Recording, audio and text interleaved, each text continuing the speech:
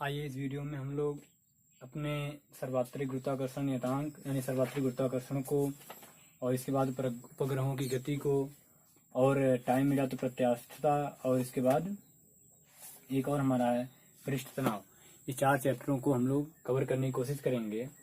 हमारा है पहला चैप्टर सार्वत्रिक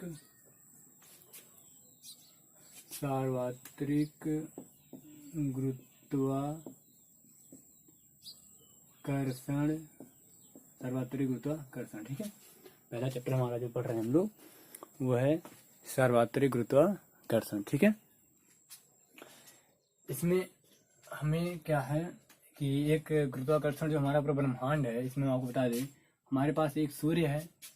इसके बाद हम लोग जानते हैं कि हमारे पास जो है, मान लीजिए ये सूर्य है, ठीक है, ये सूर्य है, तो सूर्य है। फिर इसके बाद जो है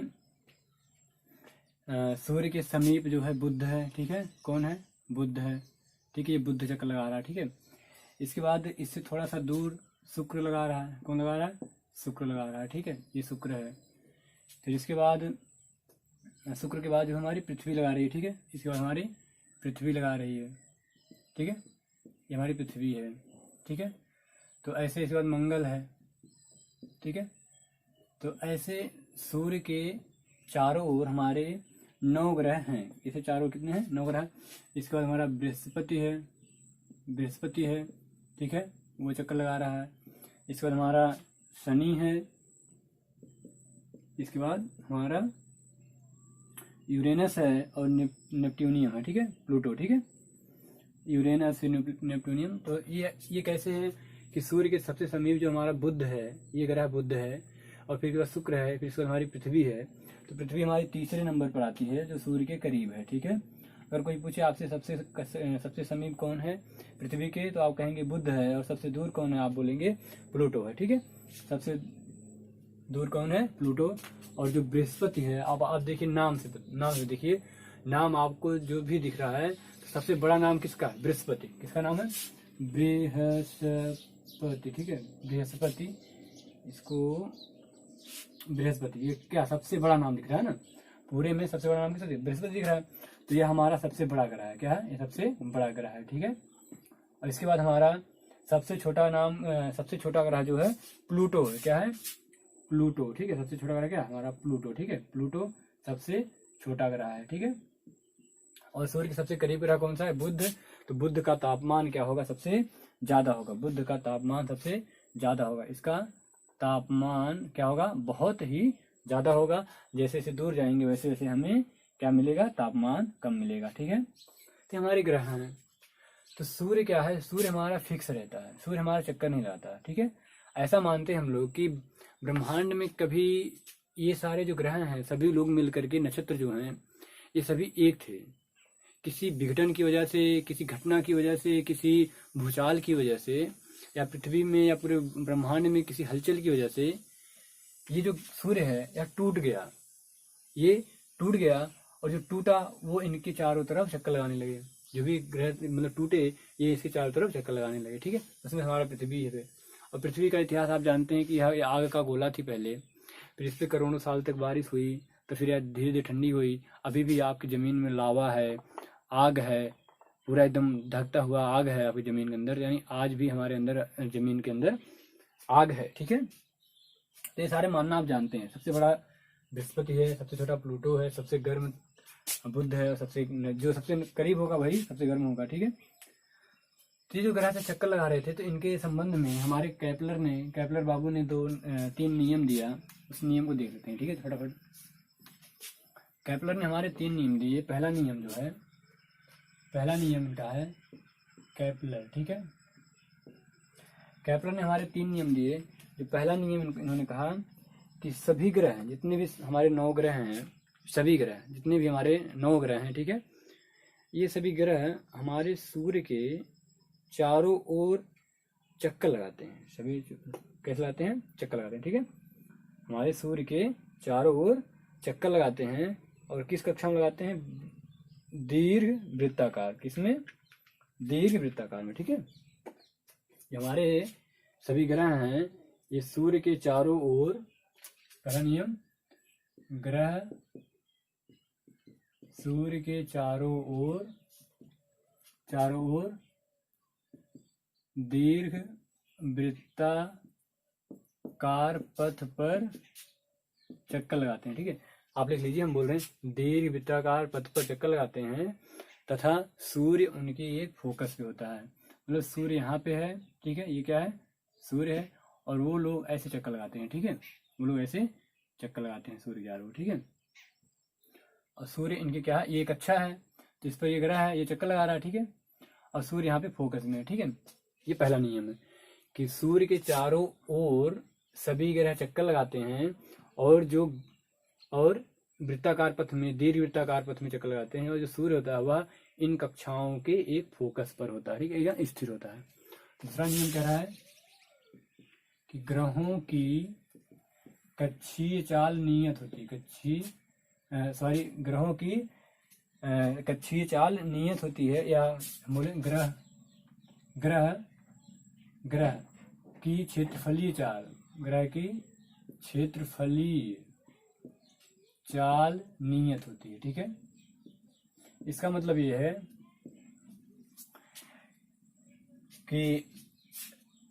कि अगर सूर्य से हमारा कोई ग्रह यहाँ पे है, ठीक है, अगर उसे 10 दिन में यहाँ जाना हुआ, ठीक है, यहाँ तक वो कितने समय में गया, 10 दिन में। ठीक है, ग्रह की क्षेत्रफलीय चाल नियत होती है, मतलब कि जो हमारा ग्रह है वह समान क्षेत्रफल तय करता है। कितना, समान क्षेत्रफल। जैसे मान लीजिए पहले हमारा ग्रह यहाँ पे था, आज मान लीजिए ग्रह यहाँ पे है, 10 दिन बाद यहाँ पहुंच गया, तो यहाँ पे मिलाइए पहले रेखा ये, फिर 10 दिन बाद यहाँ पहुंच गया इसको, तो जो ये क्षेत्रफल बना, ठीक है, यह क्षेत्रफल अगर 10 दिन में इतना तय करता है तो वह मान लीजिए ये क्षेत्रफल मान लीजिए 100 मीटर स्क्वायर है। ठीक है, मान लेते हैं, इतना नहीं होगा और ज़्यादा ही होगा, ये मान लेते हैं 100 मीटर स्क्वायर है। तो जो ग्रह है हमारा इस नियम के अनुसार दूसरे कि वह हर 10 दिन में 100 मीटर स्क्वायर चलेगा, 100 मीटर स्क्वायर चलेगा, हर 10 दिन में 100 मीटर स्क्वायर चलेगा। ठीक है, यहाँ पे भी वह 100 मीटर चलेगा। ठीक है, उतना ही क्षेत्रफल, और यहाँ पे आएगा तो यहाँ पे ऐसे चलेगा। ठीक है, ये 100 मीटर। ठीक है, यानी वह हर 10 दिन में 100 मीटर स्क्वायर चलेगा, यानी समान समयांतराल में समान क्षेत्रफल वह तय करता रहेगा। ठीक है, अब इससे आप देख पा रहे हैं कि अगर सूर्य यहाँ पे है और ग्रह हमारा यहाँ पे है, तो उसको यहाँ तक चलने में वह धीरे धीरे जाएगा। क्यों, क्योंकि उसका क्षेत्रफल इतना हो गया, लेकिन उतना ही क्षेत्रफल इधर तय करने में उसे ज्यादा चलना पड़ेगा, ज्यादा तेज चलना पड़ेगा ना। क्यों, क्योंकि हमें इतना क्षेत्रफल तय करना है 10 दिन में। तो यहाँ पे जैसे मान लीजिए ये आयत है, ठीक है, अगर एक इतना बड़ा आयत है ना, और दूसरा इतना बड़ा आयत है, तो किसका क्षेत्रफल ज्यादा होगा, ऑब्वियस सी बात है, इसका क्षेत्रफल ज्यादा होगा। तो यहाँ पे देखिए, यहाँ पे क्या लंबाई ज्यादा हो रही है तो इसका क्षेत्रफल ज्यादा, यहाँ पे लंबाई कम हो रही है, क्षेत्रफल कम हो रहा है। तो यानी अगर क्षेत्रफल कम हो रहा है तो उसको क्षेत्रफल बढ़ाने के लिए क्या करना होगा, हमने इसके चौड़ाई को बढ़ा देना होगा। ठीक है, ये चौड़ाई को क्या करना होगा, बढ़ा देना होगा। ठीक है, तो ये चौड़ाई हमें बढ़ानी पड़ेगी। तो चौड़ाई ये कब बढ़ेगी, जब उसको अपनी स्पीड बढ़ानी पड़ेगी। ठीक है, तो क्या करनी होगी, अपनी स्पीड बढ़ानी पड़ेगी। ठीक है, तो जब ग्रह दूर होता है सूर्य से तो वह धीरे धीरे चलता है। क्यों, क्योंकि थोड़ा चलेगा उसको क्षेत्रफल ज्यादा मिल जाएगा। जैसे हम यहाँ पे हैं, ठीक है, हम यहाँ से आपसे बोले कि आप चलिए, तो आप इतना गए तो आपको इतना क्षेत्रफल मिला। ठीक है, और आप यहाँ पे हो, ठीक है, यहाँ पे हमने कहा चलिए थोड़ा सा, फिर उतना गए तो आप देखिए आपको कितना क्षेत्रफल मिलेगा, इतना, कि इसका कई गुना मिलेगा।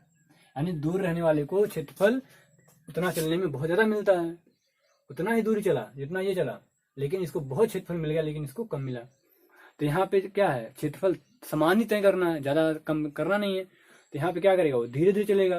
क्यों, क्योंकि क्षेत्रफल ज्यादा मिल रहा है, तो यहाँ पे धीरे धीरे चलेगा, यहाँ पे तेज चलेगा। ठीक है, तो सूर्य के पास वाले ग्रह की चाल अधिक तथा सूर्य से दूर वाले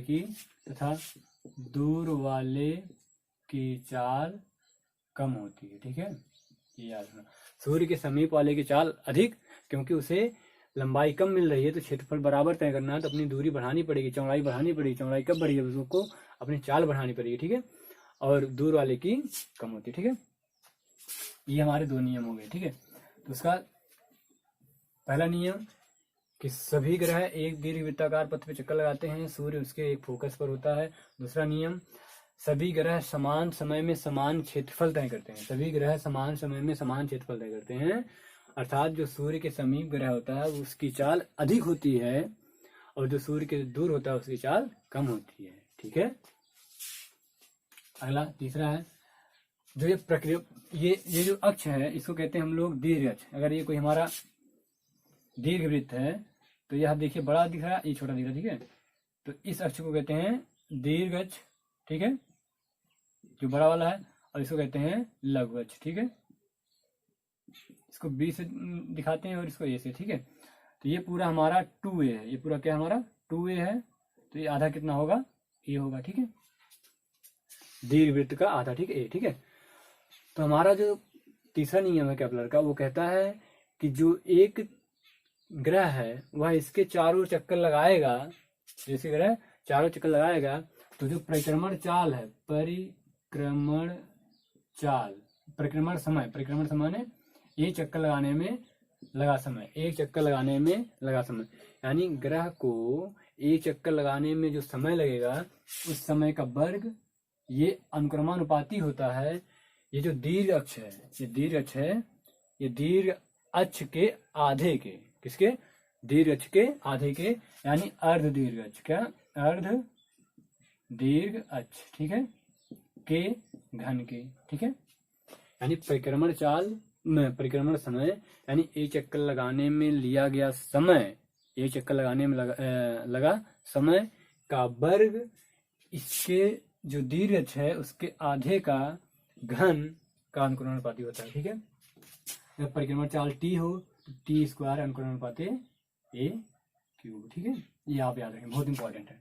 ठीक है, आपसे पूछा जाएगा कि टी किसके अनुक्रमानुपाती है परिक्रमण चाल, तो आप बताएंगे ए की पावर 3/2, यानी टी अनुक्रमानुपाती है 1.5 की। ठीक है, ये बहुत इंपॉर्टेंट है। ठीक है, ठीक है, ये क्या है, बहुत इंपॉर्टेंट। ठीक है, तो आप कहेंगे ग्रह का परिक्रमण चाल किसके अनुक्रमानुपाती होता है, उसके अर्ध दीर्घ अक्ष के घात 1/1.5 या 3/2, या उसका जो परिक्रमण चाल का वर्ग है उसके क्यूब के अनुक्रमानुपाती होता है। ठीक है, ये हो गया।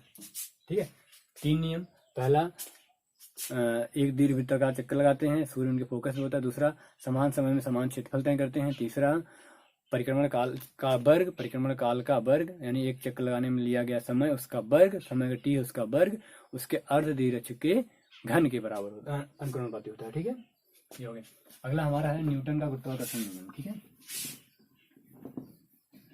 न्यूटन का गुरुत्वाकर्षण नियम कहता है कि ब्रह्मांड में कोई भी वस्तु हो, चाहे वह अर्थ हो, चाहे मार्स हो, चाहे मून हो, या फिर प्लूटो हो, या फिर सन हो, कोई भी आपग्रह हो, कोई भी वस्तु, कोई भी छोटी से बड़ी लेके कोई भी दुनिया की कोई भी वस्तु हो, पूरे होल ब्रह्मांड में, होल यूनिवर्स में हमारे कोई भी अगर दो वस्तु हैं वो आपस में एक बल लगाते हैं, और जो कि आकर्षण बल होता है उसे हम कहते हैं गुरुत्वाकर्षण बल। तो न्यूटन का गुरुत्वाकर्षण बल क्या होता है, न्यूटन का गुरुत्वाकर्षण नियम। ठीक है, गुरुत्वाकर्षण नियम। ठीक है, न्यूटन का गुरुत्वाकर्षण नियम ये कहता है कि एफ अनुक्रमानुपाती दोनों वस्तुओं के द्रव्यमान और एफ अनुक्रमानुपाती उनके बीच की दूरी का वर्ग, यानी एफ बराबर g/m1m2/r²। ठीक है, उनके बीच की दूरी का वर्ग। ठीक है, ये हो गया। ठीक है, ये दो वस्तु हैं, इनका द्रव्यमान m1 है, इनका द्रव्यमान m2 है, इनके बीच की दूरी r है, तो जो हमारा बल लगेगा गुरुत्वाकर्षण बल F बराबर g/m1m2/r²। यहाँ पे g क्या होता है, सार्वत्रिक गुरुत्वाकर्षण नियतांक होता है, सार्वत्रिक नियतांक है। ठीक है, इसका मान 6.67 होता है। इसका जब आप बीमी सूत्र निकालेंगे यहाँ पे m की पावर -1 l की क्यूब t की पावर -2 आता है। ठीक है, ये याद रखना बहुत इंपॉर्टेंट है। ठीक है, ये हो गया। ठीक है, यह एक अदिश राशि है। क्या g हमारा क्या है, g एक अदिश राशि है। ठीक है, g क्या है, एक अदिश राशि है। ठीक है, g क्या है, एक बहुत ही अदिश राशि है। ठीक है, ठीक है, और यह अगला गुरुत्वाकर्षण बल गुरुत्वाकर्षण बल बहुत कमजोर बल है, बहुत कमजोर बल है, ठीक है, बहुत कमजोर बल है। यह सदैव सदैव आकर्षण का होता है। यह कैसा होता है? सदैव आकर्षण का होता है, ठीक है। यह सदैव आकर्षण, यानी गुरुत्वाकर्षण बल में प्रतिकर्षण नहीं होता। अगला, यह माध्यम पर, बीच के माध्यम पर निर्भर नहीं करता, यानी यह बीच के माध्यम पर निर्भर नहीं करता, ठीक है, बीच के माध्यम पर निर्भर नहीं करता, ठीक है। गुरुत्वाकर्षण बल बहुत कमजोर होता है। यह सदैव आकर्षण बल होता है, प्रतिकर्षण नहीं होता। यह बीच के माध्यम पर निर्भर नहीं करता। यहाँ से आप देख पाएंगे कूलाम का नियम क्या होता है। कूलाम का नियम भी Q1 Q2 अपान R स्क्वायर होता है। दो आवेशों के बीच की दूरी और उनके आवेशों के गुणनफल के, है ना, A बराबर होता है, ठीक है। अब यहाँ पे जो ये वाला बल है वैद्युत बल जो होता है, यह वैद्युत बल बहुत ही स्ट्रांग होता है, ठीक है, इसके कंपेरिजन में, ठीक है। और यह वैद्युत बल जो प्रतिकर्षण व आकर्षण दोनों टाइप का होता है। वैद्युत बल प्रतिकर्षण आकर्षण दोनों टाइप का होता है, ठीक है। यह प्रबल होता है। यह बीच के माध्यम पर भी निर्भर करता है, ठीक है। बीच का माध्यम आप जानते हैं क्या, कोई स्थिरांक भर देंगे, कोई दूसरा पदार्थ भर देंगे तो इसका जो है बल जो है घट जाता है, ठीक है, ये आप जानते हैं, ठीक है।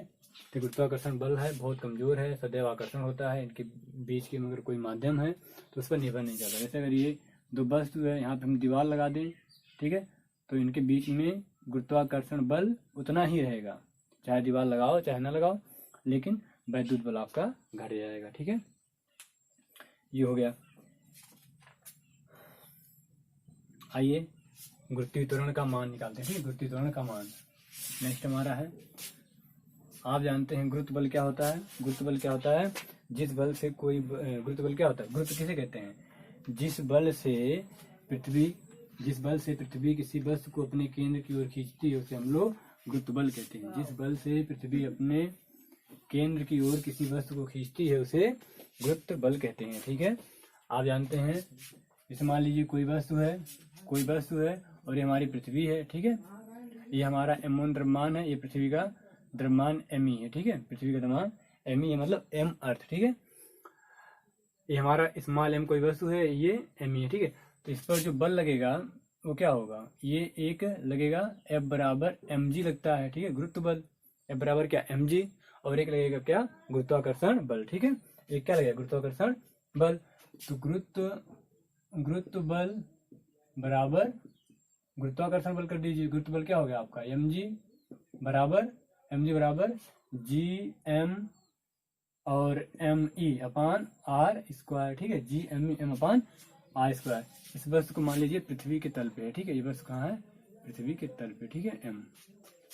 तो यहाँ पे क्या हो जाएगा, r क्या हो जाएगा, पृथ्वी की त्रिज्या हो जाएगी, r क्या हो जाएगी, पृथ्वी की त्रिज्या, तो r स्क्वायर, ठीक है। तो ये m से m कट जाएगा, तो g बराबर आपका ये सूत्र पहला आया gme अपान r स्क्वायर, ठीक है।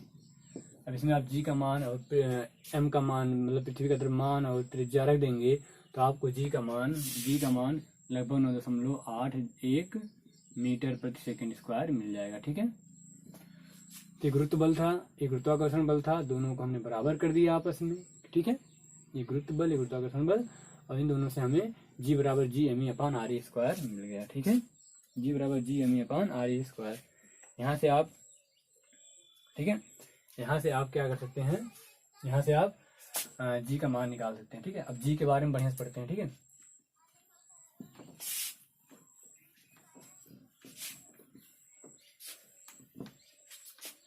नेक्स्ट है g के मान में परिवर्तन।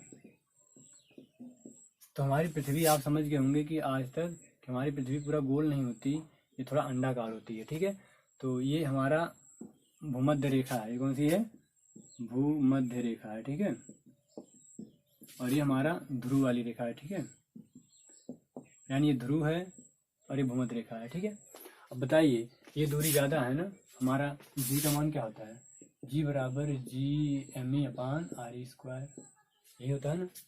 अब देखिए ये त्रिज्या आपकी क्या है, ये त्रिज्या ज्यादा है ना, ये त्रिज्या क्या है यहाँ पे ज्यादा दिख रही है। तो अगर त्रिज्या ज्यादा होगी, त्रिज्या ज्यादा होगी तो ये पूरा का मान कितना आएगा, कम आएगा। यानी भूमध्य रेखा पर पृथ्वी के तल की बात कर रहे हैं, कहाँ, पृथ्वी के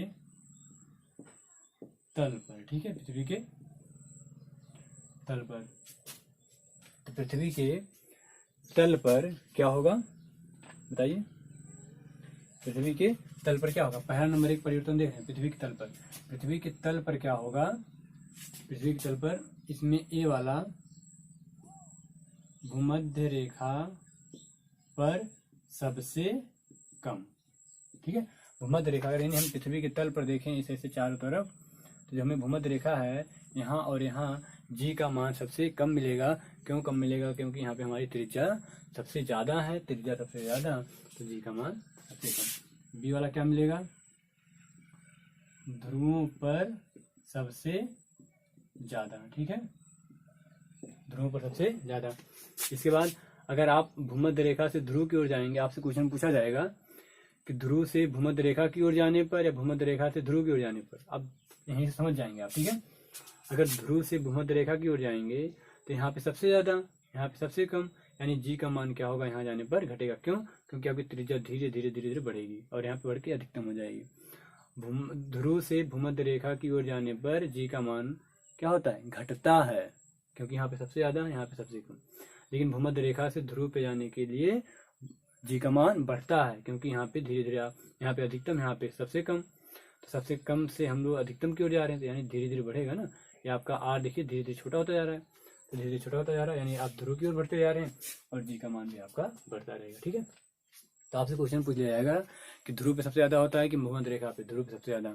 फिर पूछ लिया जाएगा भूमध्य रेखा पर, भूमध्य रेखा से ध्रुव की ओर जाने पर जी के मान में क्या होता है, बढ़ता है, घटता है, नियत रहता है, बता नहीं सकते। तो भूमध्य रेखा से ध्रुव की ओर, तो भूमध्य रेखा से ध्रुव, ध्रुव पे सबसे ज्यादा होता है, भूमध्य रेखा पे कम, यानी हम सबसे कम से ज्यादा की ओर जा रहे हैं, इसका मतलब ज्यादा की ओर जा रहे हैं, मतलब बढ़ेगा ना, क्या होगा, बढ़ेगा। ऐसे अगर ध्रुव से भूमध्य रेखा की ओर आएंगे तो घटेगा, ठीक है। ये हमारा हो गया आकृति की वजह से, क्या हो गया, ये पहला परिवर्तन हो गया किसकी वजह से, ये आकृति की वजह से, आकृति की वजह, ठीक है। ये आकृति की वजह से हमारे जी के मान में पहला परिवर्तन होता है। दूसरा परिवर्तन जो बहुत इंपॉर्टेंट है, अभी हम लोग पहला देख रहे हैं, पृथ्वी तल पे देख रहे हैं, ठीक है। और पृथ्वी तल में हमारा दो पार्ट है, क्या, एक इसकी आकृति की वजह से, क्योंकि ये अंडाकार है, तो अंडाकार है तो जहाँ त्रिज्या ज्यादा होगी जहाँ त्रिज्या कम होगी, जहाँ त्रिज्या ज्यादा होगी वहां पे जी का मान कम होगा, और जहाँ त्रिज्या सबसे कम होगी वहां पे जी का मान सबसे ज्यादा होगा। दूसरा है अपने अक्ष के परितः घूर्णन की वजह से, ठीक है, अपनी अक्ष के परितः घूर्णन की वजह से। तो पृथ्वी अपने अक्ष के परितः घूर्णन करती है, तो आप थोड़ा सा बताइए गुरुत्व बल क्या है, पृथ्वी का गुरुत्व बल क्या है। पृथ्वी जिस बल से किसी वस्तु को अपने केंद्र की ओर खींचती है उसे हम लोग गुरुत्व बल कहते हैं। पृथ्वी जिस बल से अपने केंद्र की ओर खींचती है उसे गुरुत्व बल कहते हैं। अब पृथ्वी जब घूम रही है, अब सोचिए जब आप यहाँ पे हो, ठीक है, आप यहाँ पे धागा बांध के घुमाओ तो क्या होता है, आप देखेंगे कि इधर एक आपको अभिकेंद्र बल की, मतलब एक इधर बल लगने लगता है, ठीक है, इधर एक बाहर की तरफ एक बल लगने लगता है ना, इधर एक बल लगने लगता है ना, लगता है कि नहीं। सब आप ऐसे घुमा रहे हो तो लगता है कि हमारा हाथ कोई उधर खींच रहा है बाहर की तरफ, इसका मतलब इस पर बाहर की तरफ बल लग रहा है। अब पृथ्वी जब घूम रही है, पृथ्वी जब घूम रही है तो इस पर एक क्या लगेगा, उत्केंद्र बल, अभिकेंद्र बल और अपकेंद्र बल। अपकेंद्र बल एक आभासी बल लगेगा इधर ना, यहाँ पे कोई पृथ्वी की वस्तु है और ये पृथ्वी ऐसे घूम रही है तो इस पर एक अपकेंद्र बल लगेगा, आभासी बल। अब बताइए पृथ्वी इधर खींच रही थी, इसका मन था इधर खींचने का, लेकिन अब हम इसके घूमने की वजह से, इसके घूमने की वजह से पता चला कि इसको कोई उधर खींचने लगा। ये पृथ्वी क्या चाह रही थी कि इसको हम अपने केंद्र की ओर खींचें, लेकिन इसके घूमने की वजह से इस पर एक अपकेंद्र बल बाहर की ओर लगने लगा। अपकेंद्र बल किधर लगने लगा, बाहर की ओर, यानी इसे कोई खींचने लगा उधर से, ठीक है, इसे कोई उधर खींचने लगा। अब बताइए पृथ्वी जितना खींच रही थी अब उतना उधर से थोड़ा बहुत कोई खींचने लगा तो कुछ ना कुछ तो कमी हो जाएगी ना, मान लीजिए पृथ्वी पहले क्या, पृथ्वी कितना खींच रही थी, mg खींचेगी ना, पृथ्वी mg खींचेगी, लेकिन अब उधर कोई खींच रहा है, तो उधर कोई खींचेगा तो ये होता है mv²/r, अभिकेंद्र बल का उल्टा, ठीक है, mv²/r। तो बताइए यह बल और यह बल दोनों घटेंगे ना, अब दोनों घट जाएंगे ना, नहीं यह बल जो पृथ्वी का जो खींचने वाला कम था अब कम हो गया। जैसे मान लीजिए अब पहले हम यहाँ पे खींच रहे थे, ठीक, यहाँ पे कोई एक वस्तु थी, ये थी, ठीक है, इसको हम खींच रहे थे अकेले अकेले खींचे हैं प्यार से पूरा, लेकिन अब कोई थोड़ा सा इधर खींचने लगा, तो यानी हमारा बल अब कम हो जाएगा ना, हम उतना ही बल लगा रहे हैं तो हमारा बल कम हो जाएगा, हमारा बल कम हो जाएगा, जिसकी वजह से जी के मान में भी क्या हो जाएगा, परिवर्तन हो जाएगा। तो अगर कोई वस्तु है, ठीक है, यहाँ पे, ठीक है, यहाँ पे है और यहाँ से वो अल्फा लैम्डा कोण पे है, कौन से कोण पे, लैम्डा कोण, ठीक है, या इसको मान लेते हैं थीटा कोण पे, ठीक है, कोई वस्तु है वह इस भूमध्य रेखा से थीटा कोण पर है और यहाँ पे वो गति कर रही है, ऐसे ही गति करेगी ना वो, क्यों, क्योंकि पृथ्वी हमारा देखिए ये है। अब जो यहाँ पे होगा बताइए, जो यहाँ पे होगा, यहाँ पे ये पृथ्वी मान लो गोल है, ठीक है, अब जो यहाँ पे होगा पृथ्वी ऐसे से घूमेगी तो वो तो यहीं को ये ऐसे से घूमेगा ना, ऐसे वृत्ताकार पथ में, ये वाला बिंदु ऐसे से वृत्ताकार पथ में घूमेगा ऐसे ऐसे, ठीक है, तो यहाँ पे जो होगा वह ऐसे ही ऐसे घूमेगा ना, ऐसा थोड़ी नहीं कि यहाँ आ जाएगा यहाँ आ जाएगा, नहीं, और जो यहाँ पे होगा वो कैसे घूमेगा, वो ऐसे ऐसे घूमेगा, यहाँ पे एक वृत्त बनेगा, ठीक है, जो यहाँ पे होगा वो ऐसे ऐसे घूमेगा, वृत्त बनाएगा, ठीक है, जो यहाँ पे होगा ऐसे, ठीक है, तो जो यहाँ पे है वह थीटा कोण पे है, मान लेते हैं कोई वस्तु, और वह घूम रही है, तो घूम रही है तो यहाँ से जो जी डैश आता है, जी डैश माने जी का मान जो आता है, ठीक है, वो आता है g minus are e omega square cos square theta, ये आप याद रखना, बहुत इंपॉर्टेंट है, कॉस स्क्वायर थीटा, ठीक है, समझ में आया। ये आर ई माने त्रिज्या, ओमेगा माने इस पृथ्वी की जो घूर्णन चाल है, पृथ्वी की जो घूर्णन चाल है, पृथ्वी कितने वेग से, कितने कोणीय वेग से घूम रही है, और थीटा क्या है, भूमध्य रेखा से कोण है, ठीक है। ये हमारा देखिए, ये जी हमारा एक्चुअल वाला जी था, रियल वाला जी, अगर घूर्णन ना करती उसके लिए जी था, लेकिन घूर्णन करने की वजह से इतना चीज हमारा इसमें से घट गया, इसको आप बोल सकते हैं कोणीय त्वरण, क्या बोल सकते हैं, कोणीय त्वरण क्या होता है, कोणीय v बराबर क्या होता है, आर इंटू ओमेगा होता है, ठीक है, ठीक है, अगर इसको हम लोग dv/dt कर दें, dv/dt तो हमारा त्वरण हो जाता है, तो यहाँ पे क्या हो जाएगा, आर ओमेगा है ना, dr/dt, ये हो जाएगा ना, ठीक है। और कोणीय त्वरण आप जानते हैं क्या होता है, आर ओमेगा स्क्वायर होता है, कोणीय त्वरण क्या होता है, थीटा बराबर आर ओमेगा स्क्वायर, कोणीय त्वरण बराबर आर ओमेगा स्क्वायर होता है, आर ओमेगा स्क्वायर, तो आर ओमेगा स्क्वायर, ठीक है, इंटू कॉस स्क्वायर थीटा कितने कोण पर है, यानी हमारा जो एक्चुअल त्वरण था, घूर्णन की वजह से जो कोणीय त्वरण इसका बाहर की ओर आ गया, वह कोणीय त्वरण इसे घटा देगा, तो अब हमारा जो जी बचा, g minus are e omega square cos square theta, g minus are e omega square cos square theta, इसको याद रखना, कॉस स्क्वायर थीटा, ठीक है, कोणीय त्वरण थीटा बराबर आर इंटू ओमेगा स्क्वायर होता है, ठीक है। अब देखिए थोड़ा सा देखिए, जब आप इधर जाएंगे, ठीक है, इधर धीरे धीरे आपका कोण बढ़ेगा ना, जब कोण बढ़ेगा और आप जानते हैं कि यहाँ पर कितना हो जाएगा, 90 अंश हो जाएगा, और cos 90 अंश का मान क्या हो जाता है, शून्य हो जाता है, तो cos 90 अंश का जब मान शून्य हो जाएगा, ये पूरा शून्य हो जाएगा, तो जी बराबर जी डैश बराबर कितना हो जाएगा, जी, ठीक है, जी डैश बराबर जी हो जाएगा ना, और हम कहाँ पहुंच जाएंगे, ध्रुव पे, तो यानी इधर जाने पर आपका कोण का मान बढ़ता है, लेकिन इसका मान घटता है, क्यों, क्योंकि cos थीटा 0 अंश पर 1 होता है और 90 अंश पर 0 होता है, और आप किधर बढ़ रहे हो, आप 0 से 90 अंश की ओर बढ़ रहे हो, यानी 1 से 0 की तरफ बढ़ रहे हो, जब cos थीटा का मान घटेगा तो ये पूरा मान घटेगा, इसका मतलब ये वाला मान बढ़ेगा, क्योंकि घट रहा है ना, तो जैसे जैसे आप यहाँ से यहाँ जाएंगे, आपका कोण 90 अंश थीटा हो जाएगा, 90 अंश हो जाएगा, और ध्रुव पे पहुंच जाएंगे आप और ये पूरा पद आपका शून्य हो जाएगा और वहां से हमारा जी डैश बराबर जी आ जाएगा। लेकिन आप यहाँ अगर आ गए तो थीटा बराबर कितना आ जाएगा, थीटा बराबर 0 अंश, थीटा बराबर 0 अंश। और 0 अंश का मान कितना होता है, अधिकतम होता है। cos थीटा का मान सबसे ज्यादा कितना होता है, 1 होता है। 1 हो गया, अधिकतम हो गया, तो यहाँ पे भूमध्य रेखा सबसे कम हो जाएगा। ठीक है, भूमध्य रेखा भी सबसे कम हो जाएगा। अब यहीं से आप बहुत अच्छी चीज बता सकते हैं। ठीक है, यहाँ पे लिख रहे हैं पहला पॉइंट, ध्रुव पर थीटा बराबर क्या हो जाएगा, 90 अंश। तो क्या हो जाएगा हमारा जी डैश बराबर जी हो जाएगा। ठीक है, जी डैश बराबर जी, ये पूरा जी हो जाएगा। ठीक है, दूसरा, भूमध्य रेखा पर, भूमध्य रेखा पर थीटा बराबर कितना होता है, 0 अंश। तो जी डैश बराबर क्या हो जाएगा, g minus R omega square. ठीक है, g minus are e omega square. ठीक है, क्योंकि cos 0 का मान 1। ठीक है, हो गया। अब बताइए, ये कॉन्सेप्ट आप याद रखना। ठीक है, तो यानी इसे घूर्णन की वजह से भी इसके जी के मान में परिवर्तन होता है।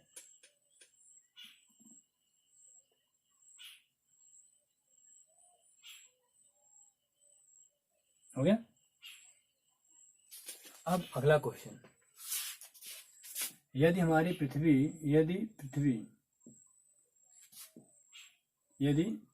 पृथ्वी घूमना बंद कर दे, बहुत बढ़िया है ना, कर दे।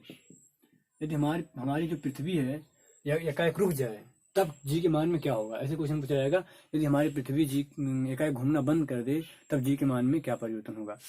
तो घूमना बंद कर दिया तो क्या हो गया, ओमेगा 0 हो गया। घूमना बंद कर दिया इसका मतलब ब्रैकेट में ओमेगा क्या हो गया, 0 हो गया। जब घूर्णन वेग 0 हो गया तो क्या हो जाएगा, जी का मान जी हो जाएगा। तो जी बराबर क्या हो जाएगा, तो जी डैश बराबर जी हो जाएगा। यानी देखो, जी डैश बराबर जी हमारा कहाँ था, ध्रुव पे था। जी डैश बराबर जी हमारा ध्रुव पे था, बाकी हर जगह जो है क्या था, कम था, हर जगह कम था। अर्थात अब बढ़ करके देखो, जी बराबर जी डैश बराबर जी हमारा केवल ध्रुव पे था, बाकी हर जगह जो है हमारा थोड़ा सा कम था। कितना कम था, आर ई ओमेगा स्क्वायर कम था। ठीक है, आर ई ओमेगा स्क्वायर कम था। ठीक है, इतना कम था, इतना कम था ना। देखिए, सब में से इतना घट रहा था ना, इतना कम था। अब क्या हो, घूर्णन बंद हो गया, तो ये पूरा क्या हो गया, टर्म 0 हो गया, है ना, पूरा 0 हो गया। यानी हर जगह अब क्या हो जाएगा, हर जगह अब क्या हो जाएगा, जी हो जाएगा। कहाँ क्या हो जाएगा, हर जगह जी हो जाएगा। लेकिन ध्रुव पे तो पहले से जी था, यानी हर जगह क्या हो गया, इतना कम हो गया, इतना बढ़ गया, इतना कम 0 हो गया ना, यानी इतना बढ़ गया। तो केवल ध्रुव पे पहले से जी था, हर जगह जी का मान क्या हो जाएगा, बढ़ जाएगा। तो लिख लेंगे, ध्रुव को छोड़कर हर जगह जी का मान बढ़ जाएगा। ठीक है, अगर पृथ्वी घूर्णन करना बंद कर दे तो ध्रुव को छोड़कर बाकी हर जगह जी का मान बढ़ेगा। क्यों, जी का मान ध्रुव पे तो उतना ही था, फिक्स था, लेकिन और जगह कम था। कितना कम था, इतना माइनस हो रहा था घूर्णन की वजह से। अब घूर्णन करना बंद कर दी तो ये टर्म 0 हो गया, तो हर जगह इतना नहीं हो गया, यानी हर जगह बढ़ा, लेकिन ध्रुव पे उतना ही रहा। ठीक है, ठीक है। अब आप जैसे जैसे इधर जाएंगे, अगर आप आपसे कोई पूछे सबसे ज्यादा वृद्धि कहाँ होगी, सबसे ज्यादा वृद्धि कहाँ होगी, सबसे ज्यादा वृद्धि कहाँ होगी, यहाँ जहाँ सबसे कम गुरुत्वीय त्वरण था। सबसे ज्यादा वृद्धि कहाँ होगी, यहाँ सबसे कम गुरुत्वीय त्वरण था। सबसे कम गुरुत्वीय त्वरण कहाँ था, भूमध्य रेखा पर। तो भूमध्य रेखा पर वृद्धि सबसे ज्यादा होगी, और इधर जाने पे वृद्धि कम होगी, और ध्रुव पे जरा सा भी वृद्धि नहीं होगी। ठीक है, ध्रुव पर उतना ही रहेगा। ठीक है, हो गया। इसके बाद है, अगर पृथ्वी अपना वेग बढ़ा दे, अगर पृथ्वी अपना वेग बढ़ा दे, ठीक है, अगर पृथ्वी अपना वेग बढ़ा दे, यानी ये और तेजी से घूर्णन करने लगे। अगला है, आप लिख लीजिए, यदि पृथ्वी और तेजी से घूर्णन करने लगे तो क्या होगा। अगर और तेजी से घूर्णन करने लगे तो ये मान बढ़ जाएगा ना, ओमेगा बढ़ जाएगा। तो ओमेगा बढ़ने से ये पूरा बढ़ जाएगा, और ये बढ़ गया तो इसमें से घटेगा तो और कम आएगा। तो आप लिख लीजिए, पृथ्वी के घूर्णन मतलब घूर्णन को बढ़ा देने के, पृथ्वी के घूर्णन को बढ़ा देने से जी के मान में कमी आ जाती है, जी के मान में कमी आ जाती है। ठीक है, ठीक है, जी के मान में कमी आ जाती है। ठीक है, नेक्स्ट लास्ट कॉन्सेप्ट है, जी के मान में परिवर्तन, जी के मान में परिवर्तन 65% घूर्णन की वजह से होता है। किसकी वजह से? घूर्णन की वजह। तथा केवल 35% ये जो चपटी है, पृथ्वी जो चपटी है उसकी वजह से, चपटी होने की वजह से होता है। यानी जी के मान में जो परिवर्तन होता है उसमें 65% तो केवल घूर्णन के कारण होता है, बाकी 35% जो है हमारा ये कहते हैं कि यहाँ पे अंडाकार है या ध्रुव पे ऐसा है वैसा है, उसके कारण होता है। तो आप समझ गए कि घूर्णन के कारण कितना ज्यादा परिवर्तन होता है। ठीक है, 65%, मोर देन 50%। ठीक है, तो पूरा समराइज करें हम तो भूमध्य रेखा पर सबसे कम, ध्रुवों पर सबसे ज्यादा, ध्रुव से भूमध्य रेखा की ओर जाने पर घटता है, भूमध्य रेखा से ध्रुव पे जाने की ओर बढ़ता है। किसी बिंदु पर अगर निकालना है तो हमारा होता है जी डैश बराबर g minus are e omega square cos square theta, theta जहाँ पे भूमध्य रेखा से बनाया गया कोण है। अब पहला कॉन्सेप्ट, अगर हम ध्रुव पहुंच जाएंगे थीटा बराबर 0 हो जाएगा तो हमारा जी डैश जी के बराबर हो जाएगा। भूमध्य रेखा पे पहुंच जाएंगे जी का मान सबसे कम हो जाएगा। और अगर पृथ्वी हमारी घूर्णन करना बंद कर दे, पृथ्वी अगर घूर्णन करना बंद कर दे तो ये पूरा टर्म ओमेगा 0 हो जाएगा, पूरा टर्म 0 हो जाएगा। तो हर जगह जी का मान जी हो जाएगा, हर जगह जी डैश बराबर जी हो जाएगा। लेकिन ध्रुव पे पहले से जी था, है ना, पहले से जी था, यानी ध्रुव को छोड़ के बाकी सब जगह जी का मान बढ़ जाएगा। लेकिन भूमध्य रेखा पर सबसे ज्यादा वृद्धि होगी। अगर कोई कहे कि सबसे ज्यादा वृद्धि किधर होगी तो भूमध्य रेखा पर। क्यों? क्योंकि यहाँ पे सबसे कम था, सबसे कम था, है ना, देखिए यहाँ पे सबसे कम था, इसलिए यहाँ पे वृद्धि सबसे ज्यादा होगी और यहाँ पे ध्रुव पे वृद्धि शून्य होगी। ठीक है, और अगला जो जी के मान में परिवर्तन होता है वह जो है इसके घूर्णन की वजह से लगभग 65% होता है, जबकि इसके चपटे होने से केवल 35% होता है। इसको उतार लीजिए और आगे देखते हैं।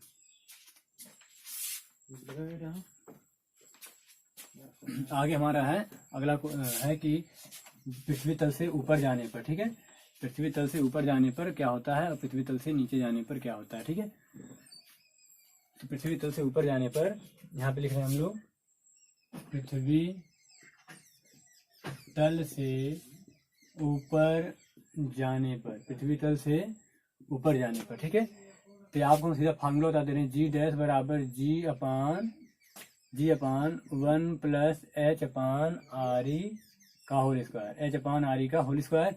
और पृथ्वी तल से नीचे जाने पर, पृथ्वी तल से नीचे जाने पर, ठीक है, पृथ्वी तल से नीचे जाएंगे तो जो जी डैश का फार्मूला होता है जी इंटू 1 माइनस एच अपान आर ई। ठीक है, ये फार्मूला होता है। ठीक है, इसको आप याद रखेंगे।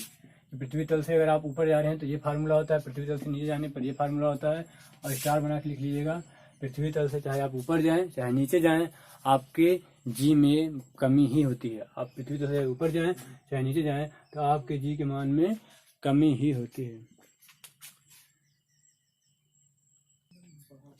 कमी ही होती है। ठीक है, जी के मान में चाहे आप ऊपर जाएं चाहे नीचे जाएं, जी के मान में कमी ही होती है। तो यहाँ पे क्वेश्चन, हम इसको अगर आप द्विपद प्रमेय से विस्तार कर देंगे, जी डैश बराबर हो जाएगा जी इंटू 1 माइनस 1 अपान आर ई पावर -1 हो जाएगा। इसका द्विपद प्रमेय से विस्तार कर देंगे तो क्या होता है 1 प्लस एन इंटू एक्स, ये पूरा क्या है एक्स, है ना, ये होता है ना 1 plus x to the power n बराबर होता है 1 plus n x upon factorial 1 plus n into n minus 1 upon factorial 2x square plus n so से होता है।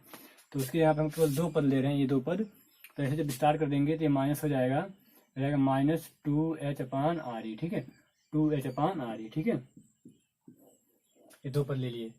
अब एक क्वेश्चन है कि हम पृथ्वी तल से कितना ऊपर जाएं और पृथ्वी तल से कितना नीचे जाएं कि जी के मान में दोनों में परिवर्तन बराबर हो। ठीक है, कि कहाँ पे ऐसा बिंदु होगा कि इतना ऊपर जाएं और इतना नीचे जाएं तो हमारे जी के मान में समान परिवर्तन होगा। ठीक है, यहाँ पे आप देख लीजिए, यहाँ पे एक चीज है। ठीक है, देखिए इन दोनों को देखिए, ये कहाँ पे है ऊपर जाने पर, ठीक है, ये कहाँ पे नीचे जाने पर। ठीक है, यानी जी के मान में नीचे जाने पर देखो कमी कम होती है, एच अपान आर ई होती है, लेकिन ऊपर जाने पर कमी बहुत ज्यादा होती है। ऊपर जाने पर कमी क्या होती है, बहुत,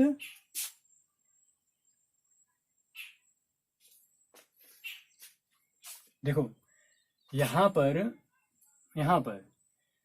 एच अपान आर ही गए, केवल मतलब देखिए एच इतना ही गए नीचे, ठीक है, जी डैश इतना हो गया, लेकिन इतना होने के लिए हमें इसका दोगुना जाना पड़ेगा, यानी नीचे जाने पर कमी बहुत तेज होती है, ऊपर जाने पर कमी कम होती है, ठीक है। ऊपर जाने से कमी कम होती है तथा नीचे जाने से कमी ज्यादा होती है, ज्यादा होती है, ठीक है। अब आप समझिए पृथ्वी की त्रिज्या कितना है, 6400 किलोमीटर है। पृथ्वी की त्रिज्या कितनी है, 6400 किलोमीटर। यही तो होती है पृथ्वी की त्रिज्या लमसम। इसे हम देख लेते हैं।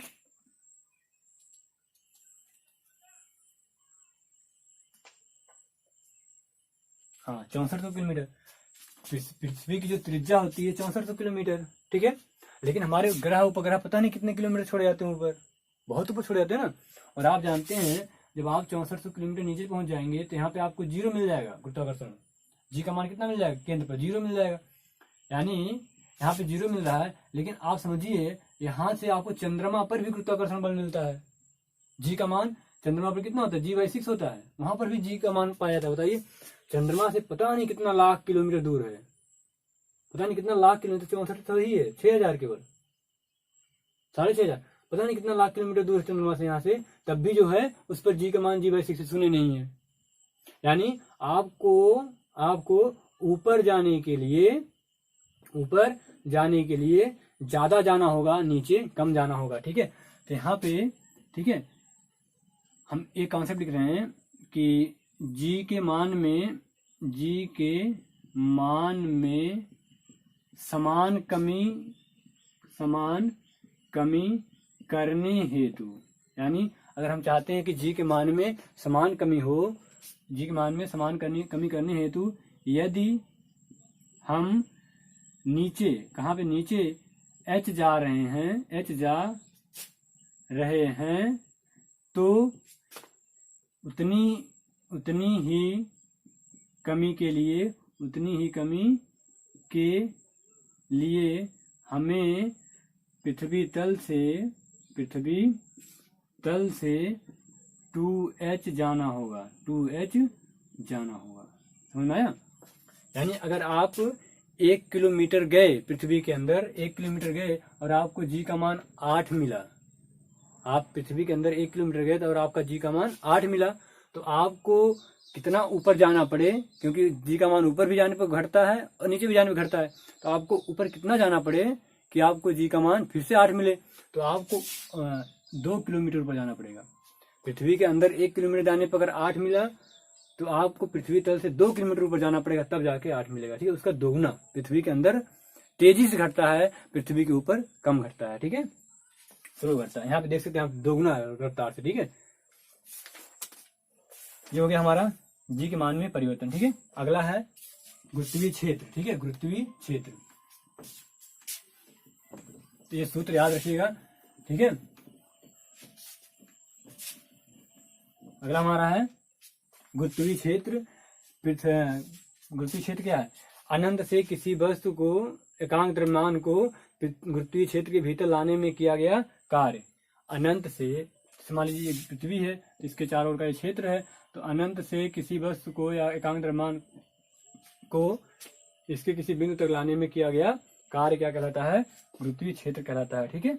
अगला हेडिंग हमारा है गुरुत्वीय विभव। गुरुत्व विभव क्या होता है, गुरुत्व विभव हमारा होता है, इसका हम सीधा सीधा फार्मूला बता रहे हैं।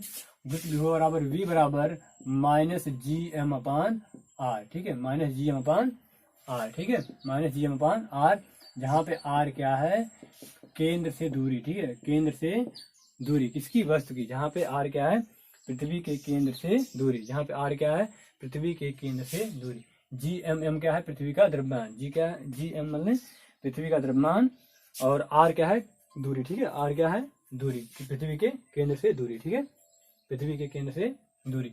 और अनंत पर गुरुत्वीय विभव 0 होता है, ठीक है, अनंत पर गुरुत्वीय विभव क्या होता है, ये शून्य होता है, ठीक है।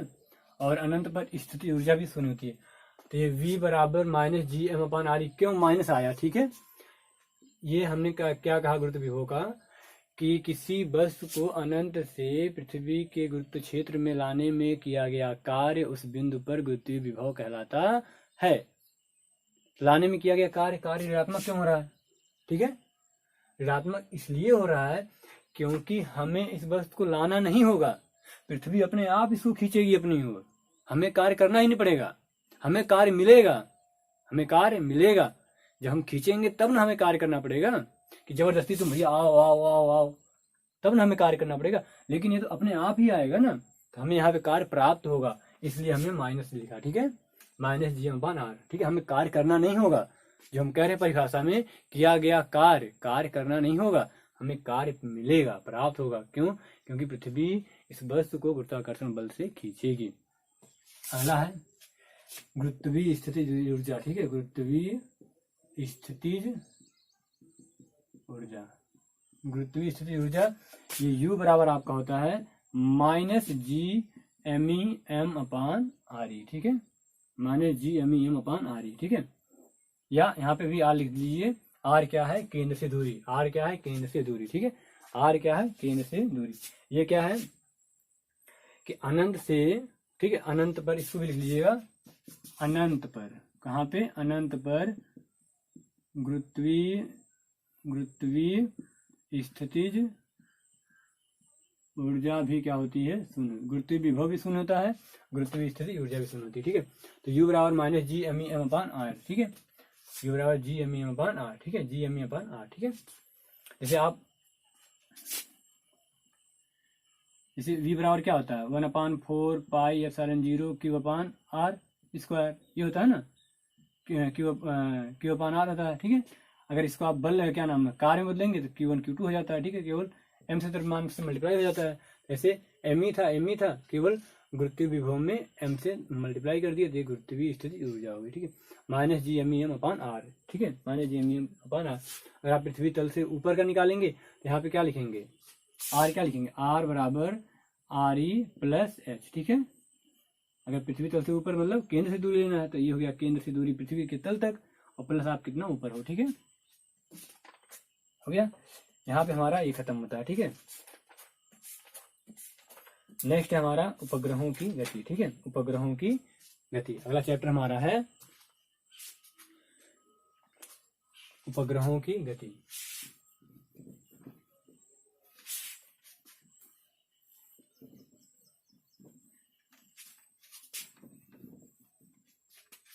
नेक्स्ट चैप्टर हमारा है उपग्रहों की गति। जैसा कि हम जानते हैं कि हमारे उपग्रह जो है ग्रहों के चारों चक्कर लगाते हैं। जैसे आपका चंद्रमा क्या है, पृथ्वी का एक उपग्रह है, ठीक है। तो अगर मान लीजिए हमारी पृथ्वी है, ठीक है, ये पृथ्वी है, हमने अब ग्रह के बारे में पढ़ लिया, पृथ्वी है, और ये हमारा क्या है, चंद्रमा है, ठीक है, चंद्रमा है। तो उपग्रहों की गति ये क्या है, कक्षा है, इसकी क्या है, कक्षा है, ठीक है। तो इसकी यहाँ पे चाल होगी, कक्षीय चाल मतलब ऑर्बिटल स्पीड है ना, ऑर्बिटल स्पीड, ऑर्बिटल माने v, मान लेते हैं वी ओ है, और ओ माने ऑर्बिटल माने कक्षीय, ठीक है। अब उपग्रह की कक्षीय चाल, उपग्रह की कक्षीय चाल बताइए। ये उपग्रह जो हम लोग छोड़ते हैं वो वहीं पे चक्कर लगाते रहते हैं, ना वो तो इधर जाते हैं ना तो इधर आते हैं।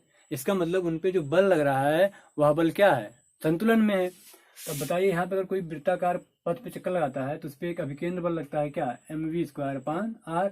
अब हमारा चाल कितना, v0, वी ओ माने ऑर्बिटल, ओ माने क्या, ऑर्बिटल स्पीड या ऑर्बिटल वेलोसिटी ऑफ सैटेलाइट, ठीक है, सैटेलाइट, ठीक है, ऑर्बिटल वेलोसिटी ऑफ सैटेलाइट, ठीक है, सैटेलाइट SATELITE, ठीक है। तो इस ऑर्बिटल से इसका ओ लिया गया, ठीक है। तो अब इस पर जो उधर अभिकेंद्र बल लगेगा वह बल इधर से कौन सा लगेगा, गुरुत्वाकर्षण बल, कौन सा बल, mgmem अपान re² वाला, ठीक है, r² नहीं बल्कि क्या, कितनी ऊंचाई पे है, re प्लस h का होल स्क्वायर, जितनी ऊंचाई पर उतना है ना। यहाँ से पृथ्वी तल से इतना ऊंचाई पे था, ठीक है, पृथ्वी तल से ऊंचाई पे था, तो यहाँ से कितना दूरी हो गई इसकी, आर ई इसकी त्रिज्या हो गई, प्लस एच ऊंचाई पे था, तो कुल दूरी कितनी थी केंद्र से, आर ई प्लस एच, तो पूरा बल कितना हो गया, जी M E M upon R E plus H का होल स्क्वायर।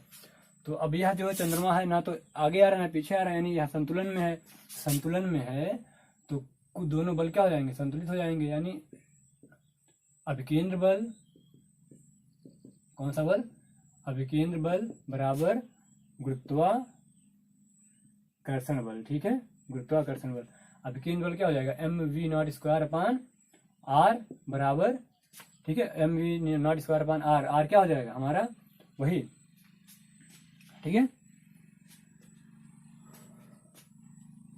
या हम इस दूरी को, पूरी दूरी को, हम इस पूरी दूरी को आर मान ले रहे हैं केंद्र से, ठीक है, हम आर मान ले रहे हैं, हमारा आर बराबर क्या है, आर ई प्लस एच है, ठीक है, और ये हमारा वी नॉट से चल रहा है, तो M V square upon R बराबर G M E into M, M क्या है उस वस्तु का द्रव्यमान इसका, ठीक है, अपान आर स्क्वायर, एक आर कट जाएगा, एक यह एम एम कट जाएगा, तो वी नॉट, वी मतलब वी ओ माने G M E upon R, ठीक है, G M E upon are, इसको याद रखना, ठीक है, G M E upon are, और आप जानते हैं जी बराबर क्या होता है, G M E upon R square होता है, ये होता है ना, तो यहाँ पे हम लिख सकते हैं क्या, यहाँ पे लिख सकते हैं एक आर इसमें से ले लीजिए, तो जी आर बराबर G M E upon R, ठीक है, तो हो जाएगा हमारा वी नॉट स्क्वायर बराबर, इस पूरे की जगह पे क्या लिख सकते हैं, जी आर, क्या लिख सकते हैं, जी आर, तो वी नॉट बराबर क्या हो जाएगा, अंडर रूट जी आर, ठीक है, अंडर रूट जी आर, या वी ओ बराबर अंडर रूट आर जी, ठीक है, यानी किसी भी उपग्रह की जो कक्षीय चाल होती है, यानी वो अपने कक्षा में जो चाल उसकी है, उसकी कक्षीय चाल है, उसकी कक्षीय वेग है, उसकी कक्षीय चाल है, वी ओ बराबर under root R G, V O बराबर under root R G, V O बराबर अंडर रूट आर जी। लेकिन यहाँ पे आप याद रखिएगा कि आर बराबर आप क्या लिखेंगे, पृथ्वी के केंद्र से दूरी, जहाँ पे आर ई क्या है, पृथ्वी के केंद्र से सतह तक की दूरी, एच क्या है, वह कितना ऊंचाई पर, वी ओ मीन्स उसकी कक्षीय चाल, यानी वह अपनी कक्षा में कितनी तेजी से गति कर रहा है, वी ओ बराबर अंडर रूट में आर जी, आर क्या है, पृथ्वी के केंद्र से उसकी दूरी, तो पृथ्वी की सतह तक हो गई आर ई और प्लस एच, तो आर ई प्लस एच, ठीक है, ये हो गया, बता लीजिए, इसके बाद आगे देखते हैं, हो गया।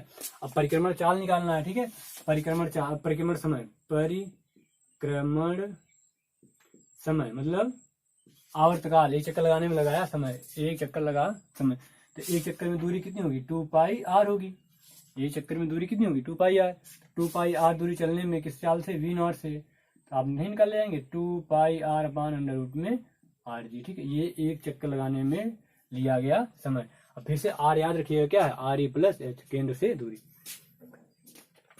हो गया।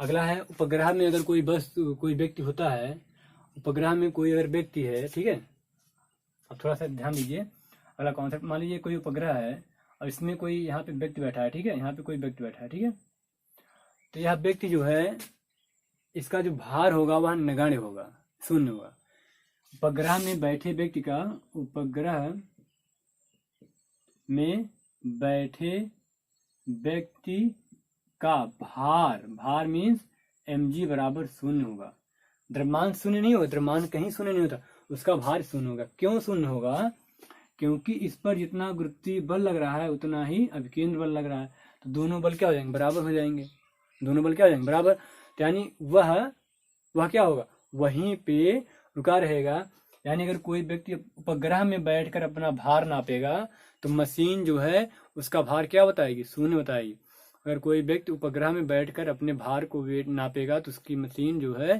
कहेगी आप 0 किलोग्राम के हो, ठीक है, उसका भार 0, क्यों, क्योंकि यहाँ पे जो दोनों बल है वो बल बैलेंस है, और जो हम लोग भार नापते हैं वो भार क्या है, हमारा mg लगाता है, हम अपने mg से उस तराजू को दबाते हैं, तब जाके वो हमारा बताता है कि आप इतने केजी के हो, तब जाके आप बताता है कि इतने केजी को, अब यहाँ पे दबाने के लिए कुछ है ही नहीं, क्योंकि जितना इधर खींचा उतना उधर खींचा है, ठीक है, तो यहाँ पे जब क्या होगा, भारहीनता, मतलब उपग्रह में कोई बैठा व्यक्ति उसका भार जो है शून्य होगा, उसका भार क्या होगा, शून्य होगा, उस पर उसका कोई भार नहीं होगा। अगर वह उपग्रह बैठ के अपने आप को जोखे, नापे कि हम कितने किलोग्राम के हैं, तो वह कितना बताएगा, शून्य। लेकिन उसका द्रव्यमान शून्य नहीं होगा, उसका भार शून्य होगा, ठीक है।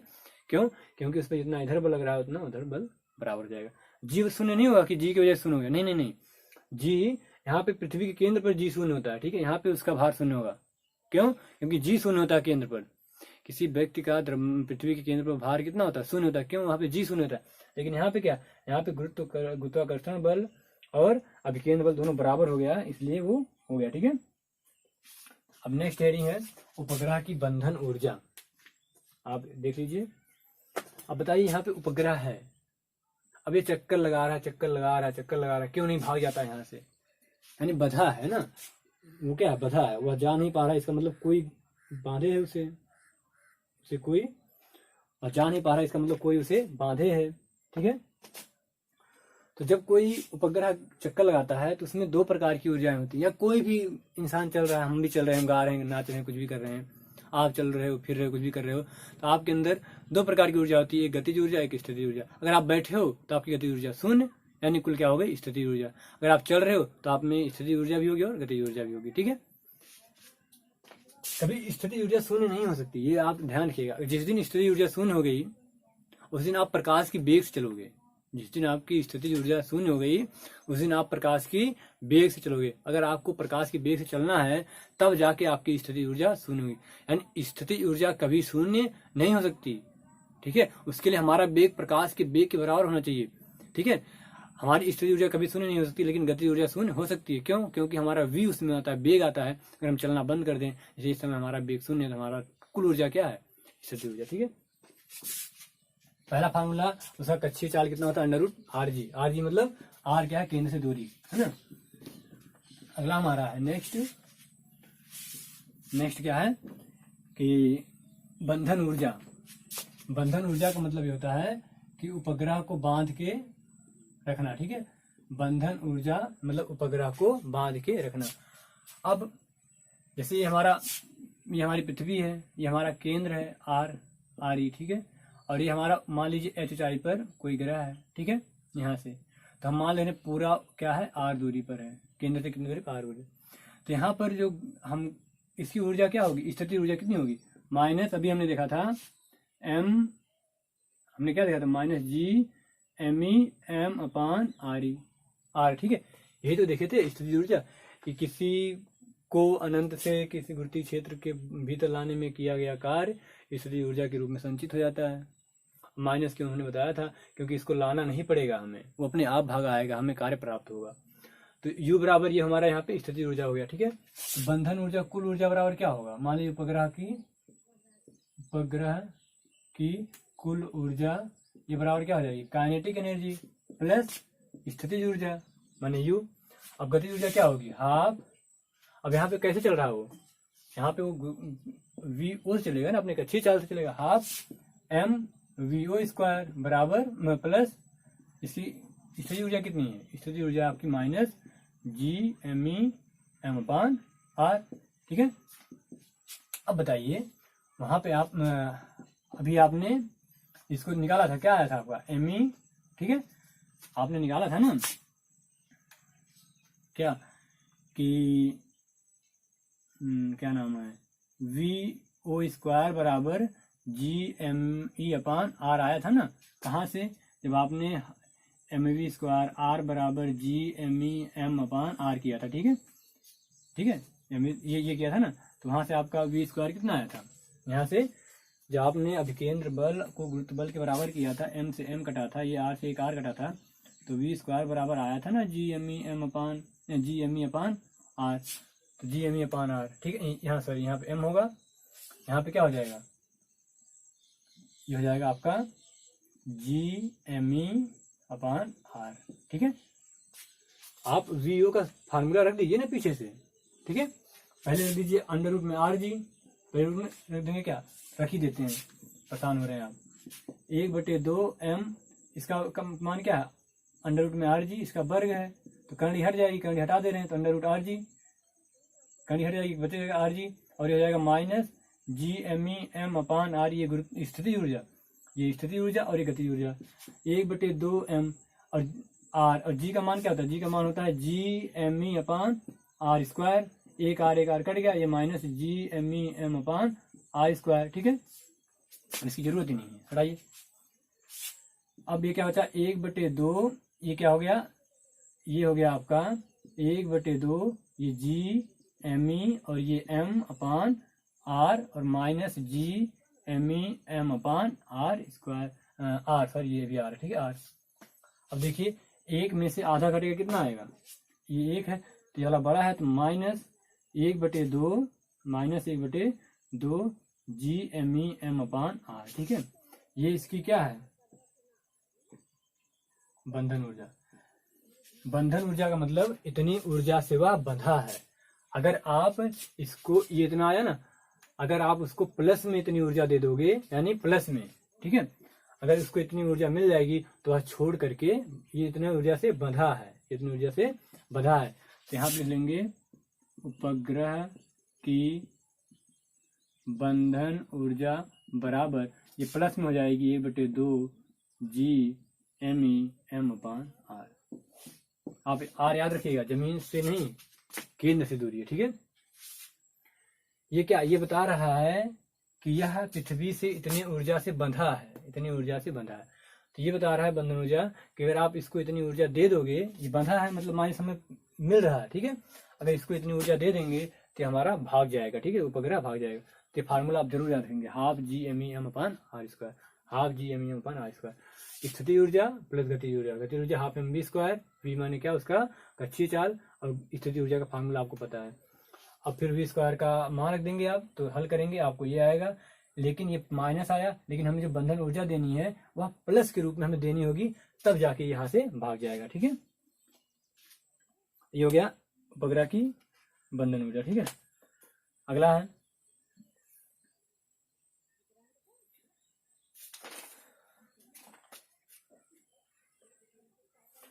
पलायन ऊर्जा, ठीक है, पलायन ऊर्जा।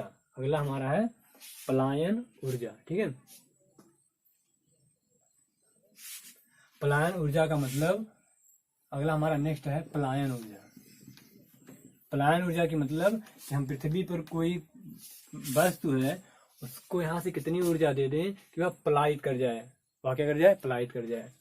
पृथ्वी पर कोई वस्तु है, उसको हम लोग कितना ऊर्जा दे दें कि वह अनंत पे पहुंच जाए, पलायित कर जाए मतलब अनंत पे पहुंच जाए।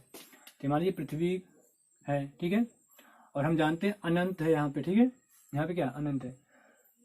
अनंत पे हमने देखा था कि स्थितिज ऊर्जा और गुरुत्वीय विभव दोनों 0 था। अब हमें कि इस वस्तु को इतनी ऊर्जा दे देनी है कि वह पहुंच जाए कहाँ पे, अनंत पे पहुंच जाए, ठीक है, कितनी दे दें, अनंत पे पहुंच जाए। हमें इस वस्तु को इतनी ऊर्जा दे देनी है कि यह अनंत पे पहुंच जाए, यानी पलायन कर जाए, फिर दोबारा पृथ्वी पे लौट कर ना आए, यानी इसके गुरुत्वीय क्षेत्र को पार कर जाए, ठीक है। तो पलायन ऊर्जा मतलब, पलायन ऊर्जा मतलब लिखिए, किसी पिंड को दी गई वह ऊर्जा, किसी पिंड को दी गई वह ऊर्जा जिससे वह पृथ्वी के गुरुत्वीय क्षेत्र को पार कर जाए, जिससे वह पृथ्वी के गुरुत्वीय क्षेत्र को पार कर जाए और अनंत पे पहुंच जाए और पुनः वापस लौट कर ना आए, अनंत पर पहुंच जाए और पुनः वापस लौट कर ना आए, कामा उस ऊर्जा को हम लोग पलायन ऊर्जा कहते हैं, पलायन ऊर्जा कहते हैं, ठीक है। पलायन ऊर्जा फार्मूला क्या होगा, देखिए हमने अभी स्थिति ऊर्जा को क्या देखा था कि m द्रव्यमान के वस्तु को अनंत से पृथ्वी के गुरुत्वीय क्षेत्र के भीतर लाने में किया गया कार्य, ये क्या होता है, -G_m_e_m/r, इसी को हम लोग स्थिति ऊर्जा कहते हैं। अगर यहाँ से यहाँ तक लाने में इतनी ऊर्जा हो रही माइनस, तो यहाँ से यहाँ तक ले जाने में क्या होगा, प्लस में होगा, तो ये प्लस कर दीजिए, प्लस G_m_e_m/r, ठीक है, आर ही होगा, पृथ्वी केंद्र पर लाना पड़ेगा, आर ही। अरे हमने अनंत से इस वस्तु को यहाँ तक लाया, इतना कार्य हमें प्राप्त हुआ, हम चाहते हैं कि हम फिर से अनंत पे भेज दें, तो हमें इसका उल्टा देना पड़ेगा कार्य ना, प्लस के बराबर देना पड़ेगा कार्य, ठीक है, कार्य लो, क्यों, क्योंकि पृथ्वी खींचे रहेगा ना, लेकिन अब हमें ऊपर दूर ले जाना है, तो हमें ऊर्जा देनी पड़ेगी। तो ऊर्जा अगर हम इतनी दे दें, यानी अगर हम पृथ्वी के गुरुत्वीय स्थिति ऊर्जा के बराबर कितना होता है प्लस GMEM/RE के बराबर अगर ऊर्जा दे दें तो वह वस्तु इस पृथ्वी के गुरुत्वीय क्षेत्र को पार करके अनंत में चला जाएगा, फिर कभी वापस लौट के नहीं आएगा। ठीक है, तो वह ऊर्जा जो उपग्रह को पलायित कर दे, बहुत दूर भगा दे, उस ऊर्जा को हम लोग गुरुत्वीय स्थितिज ऊर्जा कहते हैं। अब हमें किस वेग से फेंकना पड़ेगा, ठीक है, किस वेग से, इतनी ऊर्जा चाहिए, तो अगर हम किस वेग से फेंकें तो इसको हम क्या कर देंगे, 12mv² बराबर, ठीक है, 12mv, यहाँ पे लिख रहे हैं v प्लान मतलब जो कहते हैं स्कैप करना ई, ठीक है, वी स्कैप करना, ठीक है, बराबर यहाँ से हम निकालेंगे क्या कि देखते हैं कितनी ऊर्जा हो जाएगी। ठीक है, कितनी ऊर्जा हो जाएगी, ठीक है, कितनी ऊर्जा हो जाएगी। ठीक है, क्योंकि ये जो ऊर्जा दे रहे हैं हम, वह उस ऊर्जा से क्या प्राप्त करेगा, गतिज ऊर्जा प्राप्त करेगा, और उस गतिज ऊर्जा से वह जा करके अपना अनंत में पहुंच जाएगा। अब यहाँ पे निकाल लीजिए, m से m कट जाएगा, तो अंडर रूट में 2GME/RE आएगा, 2GME/RE आएगा, और हम g बराबर क्या जानते हैं, GME/RE² जानते हैं। ठीक है, एक RE यहाँ पे कर देंगे तो GRE बराबर GME/RE, यही होगा ना। तो यानी इस पूरे यहाँ पे हम लोग लिख सकते हैं क्या, VE बराबर अंडर रूट में 2GRE हो जाएगा। ठीक है, अब देखिए पलायन वेग, ये क्या है, पलायन वेग, पलायन वेग इतना है, लेकिन कक्षीय वेग कितना है आपका, कक्षीय वेग आपका आया था VO, ये आया था अंडर रूट में GRE, है ना, अंडर रूट में GRE, और पलायन वेग इतना है। ठीक है, देखिए पलायन वेग क्या है, ज्यादा है, पलायन वेग क्या है, अंडर रूट 2 गुना है। ठीक है, यानी VE/VO, आप याद रखिएगा पलायन वेग ज्यादा होता है ना, पलायन वेग ज्यादा होता है, कक्षीय वेग कम होता है। कक्षीय वेग मतलब यहीं पे घूमना, पलायन वेग माने ज्यादा, तो अंडर रूट में VE अंडर रूट में 2GRE/अंडर रूट में GRE। ठीक है, ये कट जाएगा, अंडर रूट 2 गुना है। ये बहुत इंपॉर्टेंट है, बहुत बार पूछा गया है। ठीक है, कि कक्षीय वेग और उसके पलायन वेग का अंतर क्या होगा, कक्षीय वेग अगर कहा पलायन वेग और कक्षीय वेग का अनुपात क्या होगा, तो अंडर रूट 2/, तो कक्षीय वेग को लिखेंगे अंडर रूट 2GRE अपना अंडर रूट GRE, तो कट जाएगा अंडर रूट, यानी जो पलायन वेग है वह कक्षीय वेग का अंडर रूट 2 गुना होता है। पलायन वेग क्या होता है, पलायन वेग अंडर रूट 2 गुना कक्षीय वेग का होता है। ठीक है, तो यहाँ पे एक चीज याद रख लीजिए कि कोई उपग्रह अगर पृथ्वी तल से आरी ऊंचाई पे, अगर कोई उपग्रह पृथ्वी तल से कितनी ऊंचाई पर, आरी ऊंचाई पे चक्कर लगा रहा है, कितनी ऊंचाई पे, आरी, ठीक है, ये आरी और ये आरी। ठीक है, तो अगर आरी ऊंचाई पे चक्कर लगा रहा है तो उसका जो कक्षीय वेग होता है वो लगभग 7.9 किलोमीटर प्रति सेकंड होता है। ठीक है, और पलायन वेग जो होता है, पलायन वेग वो लगभग 11 क्या होता है, लगभग वह 11 कुछ होता है। ठीक है, 11.2 किलोमीटर। यानी अगर किसी उपग्रह को आप 11.2 किलोमीटर प्रति सेकंड से फेंक दोगे तो वह कभी वापस लौट के नहीं आएगा। ठीक है, ये देखिए आप अंडर रूट 2 गुना होगा ऐसा। ठीक है, ये क्या है, ये वेग है अगर कोई उपग्रह आरी दूरी पर, आरी ऊंचाई पर चक्कर लगा रहा है, उसका कक्षीय वेग है, और उसका पलायन वेग क्या है, 11.2। तो अगर आपसे कोई पूछे कि किसी उपग्रह का लगभग पृथ्वी से पलायन वेग कितना होता है, पलायन वेग 11.2 किलोमीटर प्रति सेकंड, और कक्षीय वेग लगभग 8, ठीक है, 7.9। ठीक है, और ये बहुत इंपॉर्टेंट है, VE बराबर अंडर रूट 2, कक्षीय वेग स्लो होगा क्योंकि उसे कक्षा में रहना है, पलायन वेग ज्यादा होगा, तो पलायन वेग देखो ज्यादा है। ठीक है, पलायन वेग क्या हमारा, VE माने स्केपिंग वेलोसिटी, और ये हमारा अंडर रूट 2 गुना है। ठीक है, ये हो गया, यहीं पे हमारा ये चीज खत्म होता है। ठीक है।